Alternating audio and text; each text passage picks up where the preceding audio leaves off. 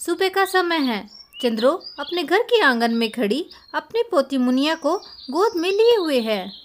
चंद्रो, अरे मुनिया, तुम क्यों रो रही हो? चुप हो जाओ, लगता है मुनिया को भूख लगी है। और इधर मिट्ठू घर के अंदर सो रहा है। शीतल, माँ जी, लगता है मुनिया को भूख लगी है। चंद्रो, हाँ बहू, तुम ठीक कह रही हो। मुनिया के लिए दूध ले आओ, मैं इसे पिला दूंगी। मुनिया है कि चुप होने का नाम ही नहीं ले रही। चंद्रो, अरे मुनिया, चुप हो जाओ, तुम तो दादी की प्यारी राजकुमारी हो। चंद्रो, अरे शीतल बहू, जल्दी करो। हाँ माँ जी, मैं अभी आई। माँ जी, लगता है मुनिया के दांत निकल रहे हैं, ये तभी रो रही है। शीतल घर के अंदर दूध लेने चली जाती है। चंद्रो, अरे ना जाने क्या बात है, कल से तो मिट्टू की भी तबीयत खराब है। तभी शीतल घर के अंदर से दूध का गिलास ले आती है। शीतल, अरे मुनिया, चुप हो जाओ, देखो मैं ले आई तुम्हारे लिए दूध। शीतल मुनिया को दूध पिला देती है। और इधर जमुना के घर पुष्पेंद्र सुबह की सैर करके घर लौट आता है। पुष्पेंद्र, लगता है घर के अंदर सभी सो रहे हैं, तभी घर के अंदर इतना सन्नाटा है। अरे मौसा जी तो अब तक सो रहे हैं, कल सैर जाने की बात कह रहे थे और सुबह ये उठे ही ना है। चलो मैं जाकर तब तक अखबार पढ़ लेता हूँ, फिर मौसा जी के साथ खेतों में चला जाऊंगा। और इधर छत पर चंद्रो सूर्य देव को पानी देकर सीढ़ियों से नीचे आ रही है। जमुना, अरे पुष्पा बेटा, लौट आए सैर से, चलो अच्छी बात है, मैं तुम्हारे लिए चाय बनवा देती हूँ। पुष्पेंद्र, अरे मौसी जी, कोई बात ना है, मौसा जी के उठने के बाद उन्हीं के साथ पी लूंगा चाय। जमुना, ठीक है पुष्पा बेटा, तुम तब तक नहा लो। पुष्पा, अरे मौसी जी, सुबह सुबह मैं नहा कर आया हूँ नहर पर। जमुना, ठीक है पुष्पा बेटा, तुम तब तक अखबार पढ़ो, मैं तुम्हारे लिए चाय भेजती हूँ। तुम्हारे मौसा जी का कुछ भरोसा ना है, इनका बस चले तो ये पूरे दिन सोते ही रहें। रूपा बहू, अरे ओ रूपा बहू, पुष्पा को चाय दे दो। और इधर चंद्रो के घर। चंद्रो, अरे बहू शीतल, खाना बन गया हो तो गैया के लिए घास ले आओ। शीतल, माँ जी, खाना तो मैंने बना दिया है, अब मैं खेतों में घास लेने चली जाती हूँ। माँ जी, मिट्ठू उठे तो उसे कहना कि वो खाना खाने के बाद पाठशाला का काम कर ले, उसकी कल तबीयत खराब थी तो वो घर रहकर पाठशाला का काम कर लेगा। और इधर रूपा मंदिर से घर लौट आती है। रूपा, अरे मीना दीदी दिखाई नहीं दे रही, लगता है वो सो रही है अब तक। जमुना, अरे रूपा बहू, अब तुम आ ही गई हो तो सभी के लिए तुम ही चाय बना दो, तब तक मैं बकरियों का दूध ले आती हूँ। रूपा, ठीक है माँ जी, मैं बना देती हूँ चाय। जमुना, हाँ रूपा बहू, और तुम छत पर जाकर मीना को भी उठा दो। रूपा, ठीक है माँ जी, मैं मीना दीदी को जगा देती हूँ। अरे आज तो सोमवार है, आज तो मोना और सुदामा को पाठशाला भी जाना है। चलो पहले मैं टोकरी यहाँ रख देती हूँ।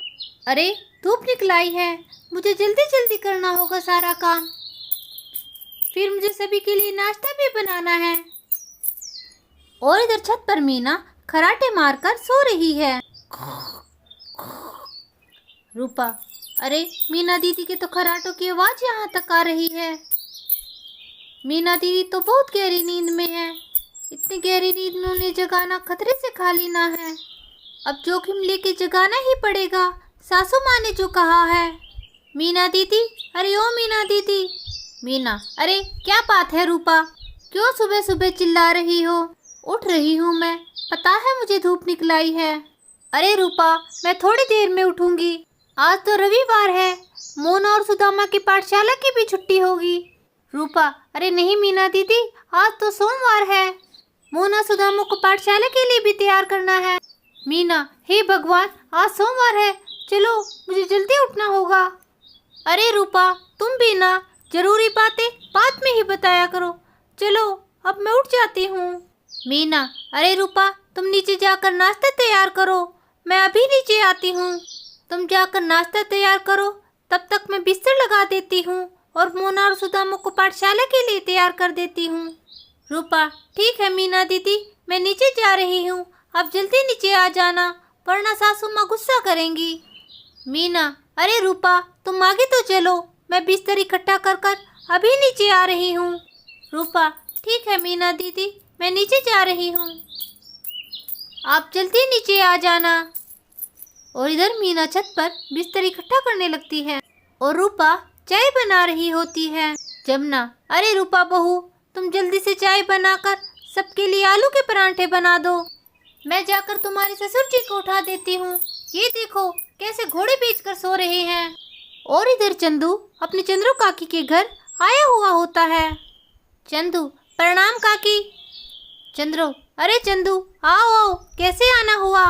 चंदू, अरे काकी, मैं तो सामान लेकर घर लौट रहा था तो सोचा आपसे मिलता चलूं। काकी, मिट्ठू दिखाई नहीं दे रहा, कहाँ है वो। चंद्रू, अरे बेटा, मिट्ठू की तो कल से तबीयत खराब है, वो तो घर के अंदर सो रहा है। चंदू, अच्छा काकी, ये बात है, आज हमारा फुटबॉल का मैच है, मैं तो मिट्ठू को अपने साथ ले जाने की सोच रहा था।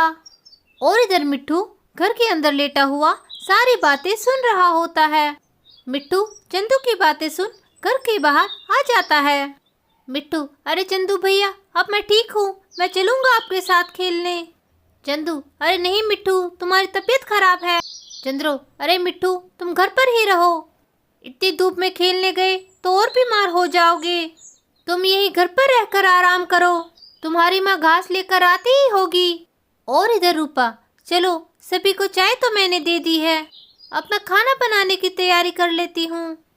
और इधर मीना छत पर बिस्तर इकट्ठा कर देती है। मीना, चलो बिस्तर तो मैंने इकट्ठा कर दिया है, अब जल्दी से मोना और सुदामा को पाठशाला के लिए तैयार कर देती हूँ। हे भगवान, मुझे तो लगता है मोना और सुदामा आज फिर पाठशाला के लिए लेट होंगे, चलो जल्दी जाकर उन्हें उठाती हूँ। अरे ये देखो, मोना और सुदामा तो अब तक सो रहे हैं। मीना, अरे मोना सुदामा, कब तक सोते रहोगे, जल्दी उठो। दयाराम, अरे मोना सुदामा, जल्दी उठो, तुम्हें पाठशाला के लिए देरी हो रही होगी। मीना, हाँ पिताजी, इन्हें जल्दी उठा दीजिए वरना इनकी स्कूल बस निकल जाएगी। दयाराम भी बिस्तर से उठ खड़ा होता है। दयाराम, अरे लगता है आज मोना की दादी ने मुझे जगाया ही नहीं, आज तो मुझे भी खेतों में जाने के लिए देरी हो गई है। और इधर मोना और सुदामा भी नींद से जग जाते हैं। मीना, अरे तुम दोनों जल्दी से जाकर अपने हाथ मुंह धो लो, मैं तब तक तुम्हारे लिए नाश्ता लेकर आती हूँ, मुझे जल्दी जल्दी करना होगा वरना सासू माँ बहुत गुस्सा होगी।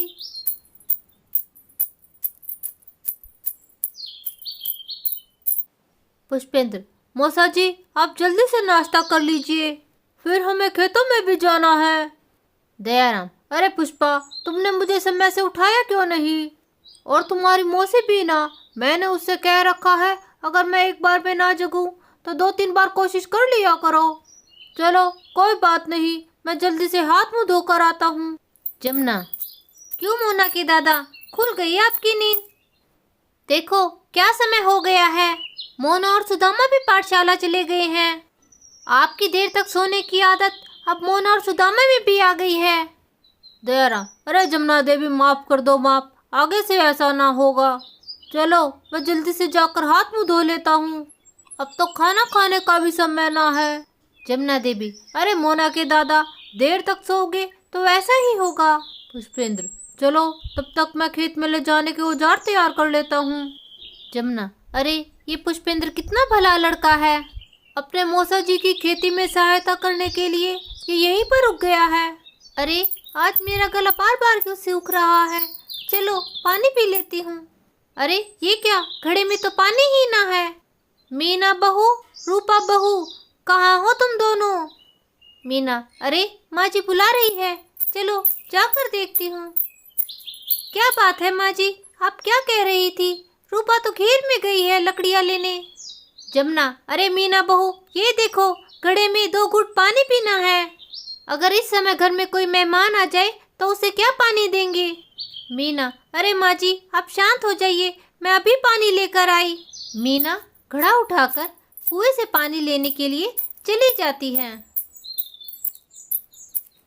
मीना, अरे रूपा तो है ही नहीं, मुझे ही पानी लेने जाना होगा।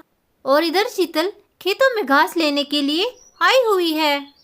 शीतल, अरे आज मैं 2-3 दिन की कट्टी ही घास ले जाऊंगी। फिर कल मुझे अपने मायके भी जाना है। मेरे जाने के बाद सासू माँ गैया को यही घास खिला देगी, वरना इस उम्र में खेतों में उनसे घास कहाँ लेकर आया जाएगा। चलो थोड़ी सी घास और ले चलती हूँ। शीतल जहरीले सांप से बेखबर घर ले जाने के लिए घास गठरी में इकट्ठा कर रही होती है और इधर जहरीला सांप घात लगाए बैठा है। अरे यहाँ तो बहुत बड़ा ज्वार का खेत है, चलो अपनी गैया के लिए थोड़ी सी ज्वार ले चलती हूँ। ये बोलकर शीतल ज्वार के खेत की तरफ जाने लगती है और इधर मीना खेतों से गुजरते हुए पानी लेने के लिए कुएं पर जा रही है। मीना, हे भगवान, मेरे तो चलते चलते पैर ही टूट गए हैं और अभी तक तो मैं आधे रास्ते तक ही आई हूँ। अरे अगर चंपा या सुनहरी साथ आ जाती तो कम से कम बातें करने में ही समय निकल जाता। आज अकेले आने पर तो ये कुआं मुझे मीलों दूर लग रहा है। दोस्तों, हमारी आगे की कहानी होने वाली है बहुत ही ज़्यादा मज़ेदार। कहानी का नेक्स्ट पार्ट देखने के लिए आप हमारे चैनल को सब्सक्राइब करें। हम आपसे जल्दी ही मिलते हैं नेक्स्ट पार्ट के साथ।